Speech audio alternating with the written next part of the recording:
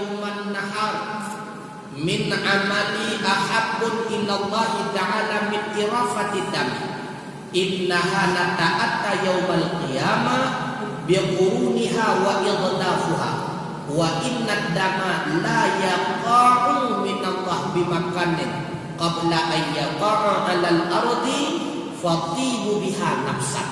Yang hadis Nabi, tiada jua dikerjakan oleh anak Adam daripada suatu amal pada hari raya yang terlebih digemar oleh Allah Ta'ala daripada menumpahkan darah, yakni menyembelih kurban, dan bahwasanya kurban itu lagi akan datang ia pada hari kiamat dengan sekalian tanduknya dan kuku kakinya, dan bahwasanya darahnya jatuh ia daripada Allah pada suatu tempat kemuliaan daripada bahwa jatuh ia ke bumi. Maka sukakanlah diri kamu dengan kurban itu.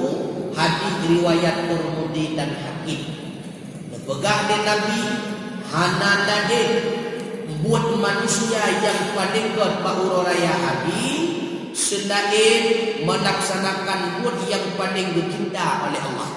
Dah buat yang paling dicinta oleh Allah bahura raya haji itulah menumpahkan darah kurban.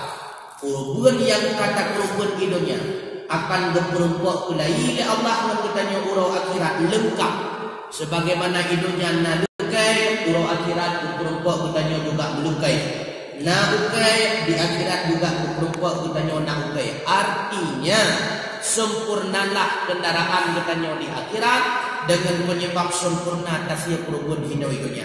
Maka berbahagialah orang-orang yang melaksanakan kurban di dunia.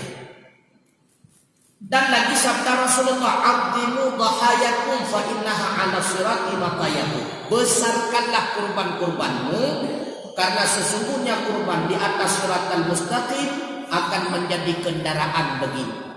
Jadi, pulah hikmah tasya kurban.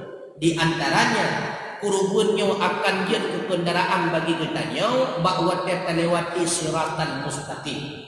Maka semakin raya kurban yang tasya, maka akan semakin luas kendaraan yang kita